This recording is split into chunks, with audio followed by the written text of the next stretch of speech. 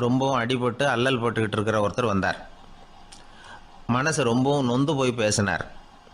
இந்த உலகத்தில் மனுஷனாக பிறந்ததை விட மாடாக பிறந்திருக்கலாம் சார் அப்படின்னார். திடீர்னு வந்து என்கிட்ட இப்படி சொன்னால் அதுக்கு நான் என்னங்க பண்ண முடியும் அப்படின்னேன். உங்ககிட்ட வரணும்னு தோணுச்சு, அதனால் வந்தேன் அப்படின்னார். சரிங்க, இப்படி ஒரு யோசனை வந்ததுக்கு என்ன காரணம் அப்படின்னு சொல்லி அவர்கிட்ட கேட்டேன். அதுக்கு அவர் சொன்னார், என் பையனுக்கு வேலை தேடுறேன் கிடைக்கல, பொண்ணுக்கும் மாப்பிள்ளை தேடுறேன் கிடைக்கல, வீடு கட்டுறதுக்கு கடன் கேட்குறேன் கிடைக்கல, மாடாக பிறந்திருந்தா இது மாதிரி கவலையெல்லாம் கிடையாதுல்ல, பேசாமல் வைக்கோலை தின்னுக்கிட்டு அசை போட்டுக்கிட்டே கடந்து விடலாமே அப்படின்னார் அலட்சியமாக. அதுக்கப்புறம் தான் அவர் சொன்ன கருத்தை நானும் கொஞ்சம் அசை போட ஆரம்பித்தேன் மனசுக்குள்ளே. இப்போது இயற்கையை பொறுத்த வரைக்கும் அது நாம் எல்லாரும் மகிழ்ச்சியாக வாழணும் அப்படின்னு தான் விரும்புது. விலங்குகள், பறவைகள், தாவரங்கள், அப்புறம் மற்ற உயிரினங்கள் எல்லாமும் நல்லபடியாக இருக்கணும் அப்படிங்கிறது தான் இயற்கையோட விருப்பம். அதில் ஒன்றும் சந்தேகம் இல்லை. இயற்கையோட அமைப்பை கொஞ்சம் கவனித்து பார்த்தா அதை நாம் நல்லா புரிஞ்சுக்கலாம். இருந்தாலும் இந்த ஆள் சொன்னதை கேட்ட பிறகு தான் ஒரு முக்கியமான வேறுபாடு புரிஞ்சுது. அதாவது, இந்த உலகத்தில் உள்ள முக்கியமான பிரச்சனைகள் 6. அந்த 6 பிரச்சனைகளும் ஆடு மாடுகளுக்கு கிடையாது, மரம் செடி கொடிகளுக்கு கிடையாது. ஆனால் மனுஷன் அந்த 6 பிரச்சனைகளையும் சந்திக்க வேண்டியிருக்கு. சரி, அந்த 6 பிரச்சனைகள் என்னென்ன தெரியுமா? முதல்ல, இந்த ஆடு மாடுலாம் நமக்குன்னு சொந்தமாக ஒரு வீடு இல்லையே அப்படின்னு கவலைப்பட்டுக்கிட்டு இருக்கிறதில்ல. ஆனால் மனிதனுக்கு வீடு தேவைப்படுது. இது ஒரு வித்தியாசம். இப்போ 2வது பிரச்சனை என்னென்னா ஆடை பிரச்சனை. ஒரு கோழியோ சேவலோ நாம் போட்டுக்கிறதுக்கு ஒரு சட்டை இல்லையே அப்படின்னு கவலைப்படுறதில்ல. ஆனால் மனுஷனுக்கு அந்த கவலை உண்டு. சரி, இப்போ 3வது என்னன்னு பார்த்தா கல்வி பிரச்சனை. ஒரு பசுமாடு கவலையோடு நின்றுக்கிட்டு இருக்கு அப்படின்னு வச்சுக்குவோம். நீங்கள் அதுக்கிட்ட போய், ஏன் பசுமாடை கவலையோடு நின்றுக்கிட்டு இருக்கிற அப்படின்னு கேட்குறீங்க.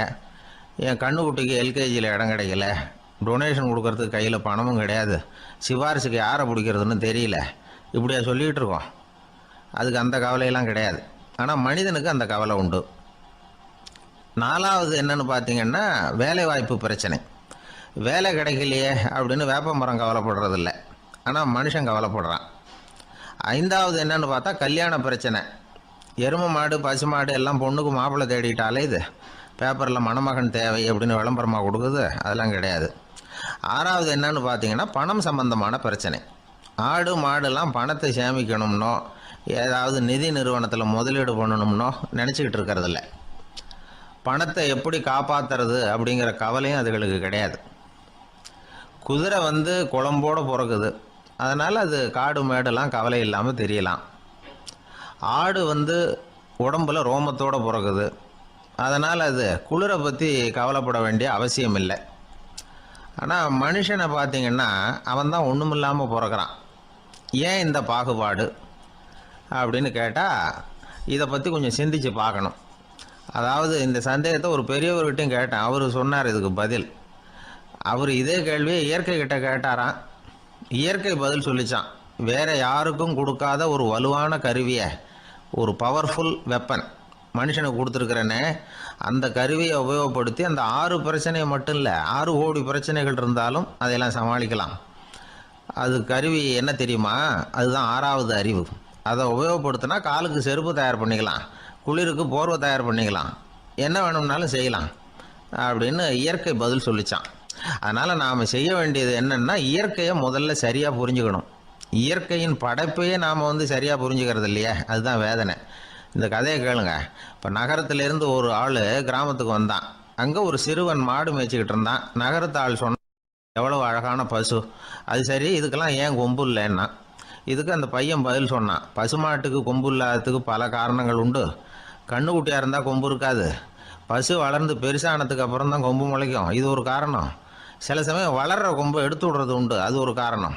ஆனால் இதுக்கு ஏன் கொம்பு இல்லைன்னு கேட்குறீங்க. அதுக்கு என்ன காரணம்னா, இது பசு இல்லை, குதிரை அப்படின்னானா. ஒரு ஊரில்